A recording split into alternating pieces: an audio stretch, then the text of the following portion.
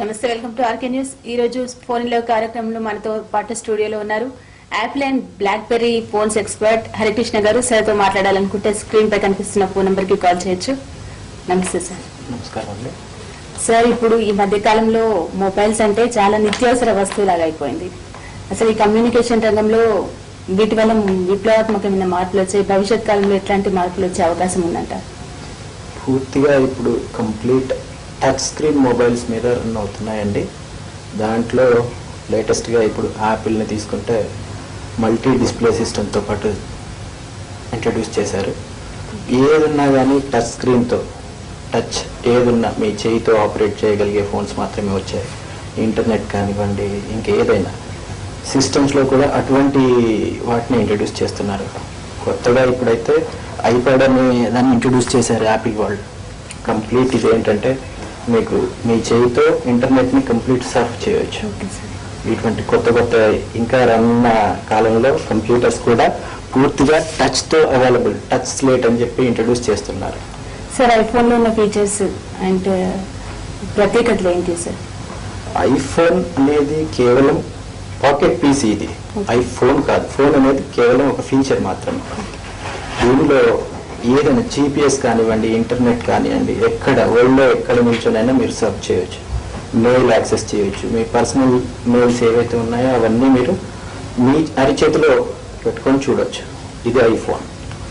మీరు దీంట్లో మీ touch స్క్రీన్తో available ఏదున్నా కానీ మీ టచ్ చేయితో పాటు నెట్ చూడొచ్చు, ఫోన్ కాల్ మాట్లాడవచ్చు. దీంట్లోనే యాహూ మెసెంజర్ అండ్ ఇంకా ఏదైనా అంటే మీరు స్కైప్ ఫోన్ మాట్లాడవచ్చు, మెయిల్స్ చెక్ చేసుకోవచ్చు, ఎవ్రీథింగ్. దీంట్లో చెయ్యలేదంటూ ప్రస్తుతం ఏమీ లేదు. ఫోన్లలో ఈ రోజున్న నోకియా అనేది దీంతో ఎటువంటి అంటే నోకియా ఫోన్ మాత్రమే. IPhone as a pocket PC. మీరు ఏ విధంగా అయినా ఈ ఫోన్ వాడచ్చు, కంప్యూటర్ లాగా ఫోన్ వాడచ్చు. సార్, ఇప్పుడు ఇంటర్నెట్ యూజ్ చేసుకోవాలంటే ఇప్పుడు ఈ ఐఫోన్ బెస్ట్ అంటారా లేకపోతే పీసీ బెస్ట్ అంటారా? దేని అదే. ఫోన్ అనేది మనం ఎక్కడ ఉన్నా కానీ అడ్రస్ తీసుకోవాలి. సపోజ్ ఎక్కడైనా నిల్చొని మనం అడ్రస్ తీసుకోవాలి. గూగుల్ సెర్చ్ చేస్తున్నాం. ఇప్పుడు ఏ యూజర్ అయినా గూగుల్ని చెక్ చేసుకుంటున్నారు, ఈ అడ్రస్ కావాలి అని. ఐఫోన్ చేతిలో ఉందనుకోండి, కేవలం జస్ట్ మీరు గూగుల్ సెర్చ్ కొట్టి ఎవరి పేరు కొట్టినా, ఇప్పుడు ఈ సిఎంఎస్ ఇన్ఫోన్ కావాలి, సిఎంఎస్ ఇన్ఫోన్ కొడితే లొకేషన్, అడ్రస్ ఎక్కడ మీరు కావాలనుకుంటే అక్కడ స్ట్రైట్ అవే లొకేట్ చేస్తుంది. సో ఇంత అడ్వాన్స్ టెక్నాలజీ ఫోన్స్లలో తయారై ఉన్నాయి ప్రస్తుతం. దీనివల్ల యూజ్ ఉందంటారా లేకపోతే ఇంత అడ్వాన్స్ టెక్నాలజీ రావడం వల్ల మనకి నష్టం ఉందంటారా సార్? ఇదంతా టెక్నాలజీ అనేది యూజే కదమ్మా.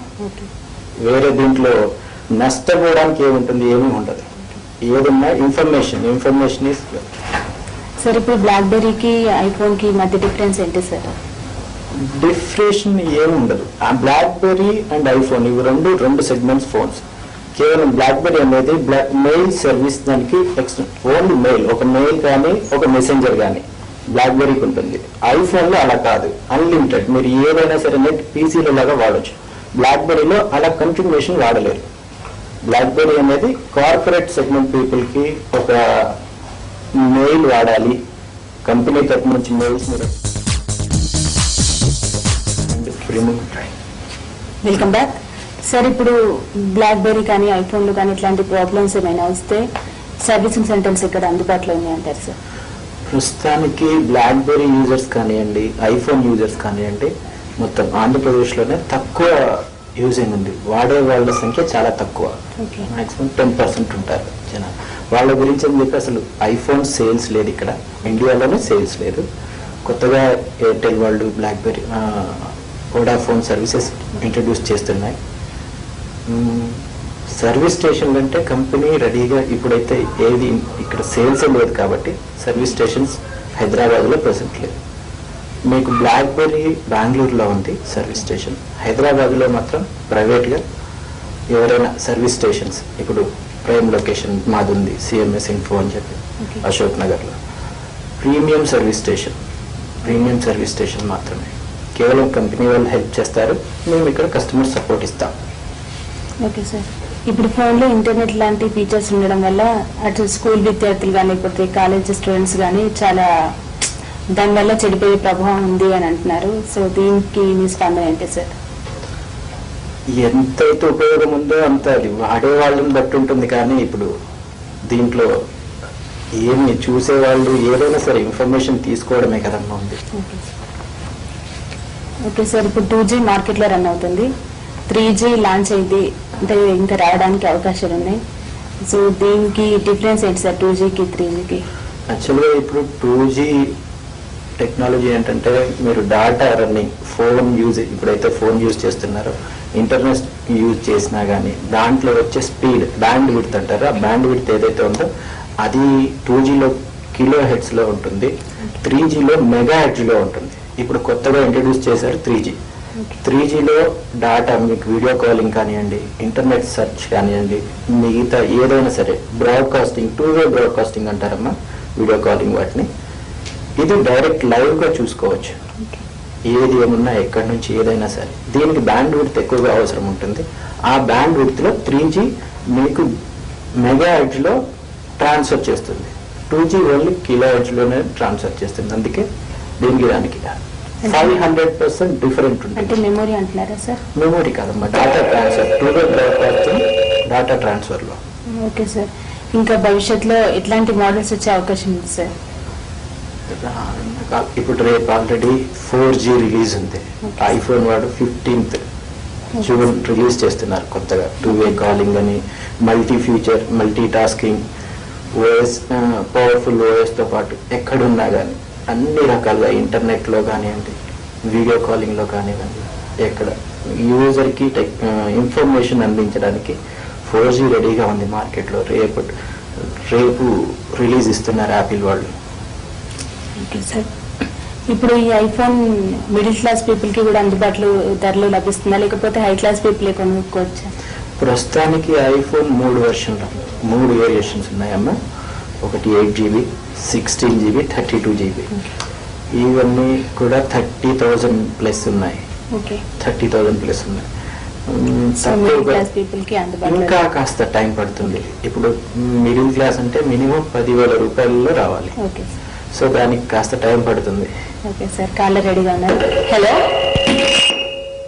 Hello hello hello sir, good evening. ఇప్పుడు సార్ మాట్లాడాలి. ఓకే సార్, మాట్లాడండి. చెప్పండి. నమస్కారం sir, good afternoon. Good afternoon, చెప్పండి. అదే ఇప్పుడు మీది ఐఫోన్ కదా సార్? అవునండి. ఐఫోన్ కన్నా నెక్స్ట్ ఇప్పుడు విండోస్ ఫోన్ వచ్చింది కదా సార్? విండోస్, అవునండి. దానికి ఐఫోన్ కి ఫీచర్స్ ఏంటి సార్, డిఫరెంట్ ఏంటి? విండోస్ మొబైల్ కానివ్వండి, ఐఫోన్ కానివ్వండి, బ్లాక్బెర్రీ కానివ్వండి, ఈ 3 కూడా మెయిల్ సెర్చ్ చేసుకోవచ్చు. ఓన్లీ మెయిల్, మీరు ఎక్కడున్నా కానీ ఇంటర్నెట్ మెయిల్ చెక్ చేసుకోవచ్చు. కంప్యూటర్లో చేసే పనులన్నీ వీటిల్లో చేయొచ్చు. కంప్యూటర్లో మీరు MS వర్డ్ వాడితే దీంట్లో కూడా మీరు వర్డ్ ఎడిట్ చేసుకోవచ్చు. హలో హలో సార్, చెప్పండి సార్, కాల్ కట్టాలి. ఎడిట్ చేసుకోవచ్చు. డిఫరెన్స్ ఏమీ ఉండదు. ఐఫోన్ ఓఎస్ లో ఫెదర్ టచ్ ఇచ్చాడు, చేయితో మీకు అనుకూలంగా మీరు ఎలా ఉంటే ఐఫోన్ అలా ఉంటుంది. విండోస్ మొబైల్లో ఏంటంటే స్టైలస్ అనే ఒక దానికి స్టిక్ ఇస్తారు, స్టిక్ తో వాడాల్సి వస్తుంది. ఏమీ డిఫరెన్స్ లేదు, రెండు ఒకటే, డిఫరెంట్ ఓఎస్, కానీ వర్క్ మాత్రం ఒకటే.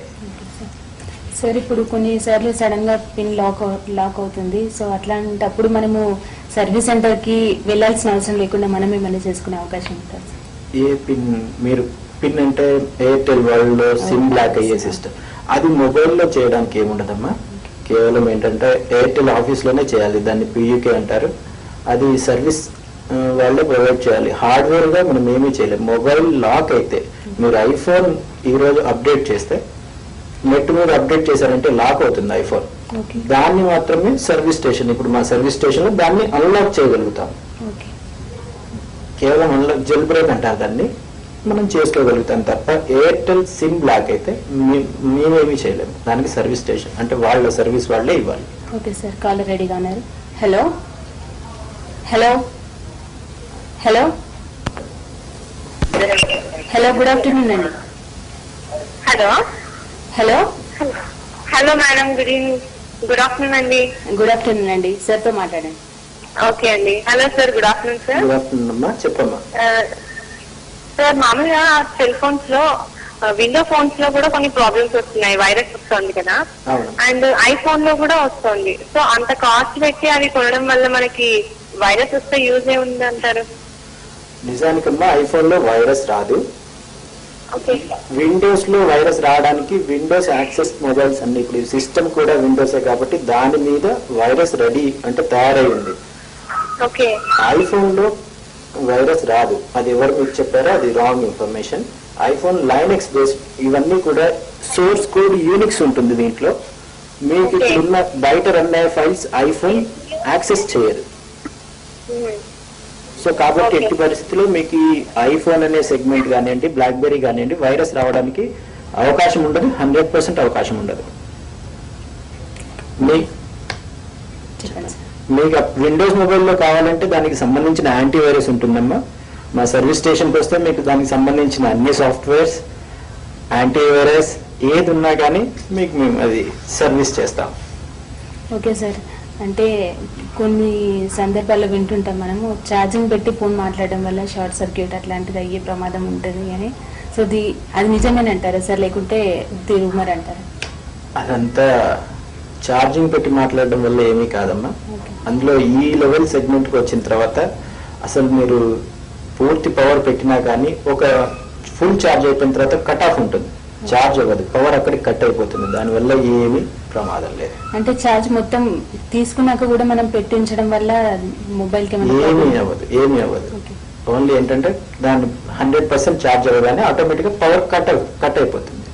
సర్క్యూట్ లో లాజిక్ బోర్డ్ ఉంటుంది, దాంట్లో ఏంటంటే మీరు 100% ఛార్జ్ అయింది అనగానే పవర్ స్టాప్ అయిపోతుంది. సో ఎట్టి పరిస్థితుల్లో ప్రాబ్లం రావడానికి అవకాశం ఉండదు. సార్, ఇప్పుడు కొన్ని సార్లు చైనా మొబైల్స్ బ్లాస్ట్ అనే న్యూస్ వింటుంటాం మనము, ఎందుకు అట్లా జరుగుతుంది సార్? చైనా మొబైల్ గురించి మాట్లాడడంలో ఓకే సార్. సార్, ఇండియాలో ఎక్కువ రన్ అవుతున్న సెల్ ఫోన్ ఏది సార్? ఇండియాలో ఎక్కువ రన్ అవుతున్న మొబైల్స్ ఏమంటారా? కంపెనీస్ అంటే ప్రెసెంట్ నెంబర్ 1 మార్కెట్లో ఉంది హెచ్టీసీ ఉందమ్మా. ఈ లెవెల్లో మెయిల్ వాడే మొబైల్స్లలో ఫోన్ అంటే నోకియానే అన్నిటికంటే మొదటి స్థానంలో ఉంది. ఫోన్ అంటే నోకియా మాత్రమే. ఈమెయిల్ వాడాలి అనుకుంటే మాత్రం ఫస్ట్ హెచ్టీసీ ప్రథమ స్థానం అమ్మా, ఐఫోన్ 6వ స్థానం. ఓకే సార్, కాలర్ రెడీగా ఉన్నారు. Hello madam. గుడ్ ఆఫ్టర్నూన్ అండి. హలో సార్తో మాట్లాడండి. Sir good afternoon sir. Good afternoon అమ్మా. నా పేరు రాము అండి. చెప్పండి సార్. ఇప్పుడు ఈ మొబైల్ బాగా ప్రాచుర్యం పొందింది కదండి, దేనికైనా కూడా మొబైల్ చాలా ఇంపార్టెంట్ అయిపోయింది. జైల్లో పర్సనల్ లేకపోయినా మొబైల్ ఉంటే చాలనుకునే రోజులు వచ్చినాయి. సో అంటే ఇప్పుడు అసలు ఈ మొబైల్స్ కి అంటే మినిమం ఈ ఫీచర్స్ అనేది ఏమైనా ఉంటుందా? ఇంకా దీనికంటే ఇంకా అడ్వాన్స్ గా వస్తూనే ఉన్నాయి. అంటే ఇప్పుడు మినిమం ఈ మొబైల్ ఈ ఫీచర్స్ ఉంటాయి, ఈ మొబైల్ కొనాలి అండ్ మొబైల్ సెల్ కొనాలి కొన్ని రోజులు ఒక కంపెనీ వస్తున్నాయి. And which is brand company, అంటే ఏ కంపెనీని మనం ప్రిఫర్ చేయొచ్చు అనేది మాకు తెలుసుకోవాలండి సార్. సార్, మొబైల్ వాడకంలో మాత్రం ఇంటర్నేషనల్ బ్రాండ్ మొబైల్ మాత్రమే వాడాలి. చైనా మొబైల్ గురించి అంటే దాని స్టాండర్డ్స్ వేరే. మీరు నోకియా, శాంసంగ్ వీటిలలో వెళ్ళొచ్చండి. స్టాండర్డ్ మొబైల్స్ అంటే వాటిలలో ఎటువంటి ప్రాబ్లం రాదు. 100% దానికి R&D ఒకటి ఉంటుంది. ఈ చైనా మొబైల్ అంటే ఈ రోజుకి ఒక కంపెనీ వస్తుంది. దీని మీద మనం ఏది ఆ స్టాండర్డ్స్ వాళ్ళకి ఎటువంటి స్టాండర్డ్లో తయారు చేస్తున్నారు ఏంటి అనే దాని గురించి మనం ఏమీ చెప్పలేమమ్మా. సో ఏదున్నా 10,000 రూపాయల పైన పెట్టి కొనుగోలు చేసే మొబైల్ ఏది కూడా ఎప్పుడు ఎటువంటి ప్రాబ్లం రాదు. 99% రాదు. ఫిజికల్గా మనం ప్రాబ్లం చేసుకోవాల్సిందే తప్ప, కింద పడాలి లేకపోతే మీ పొరపాటున సాఫ్ట్వేర్ అప్డేట్ చేసుకోవడము ఇటువంటి వాటిలలో ప్రాబ్లం రావాలి తప్ప వేరే ఏమీ రావండి.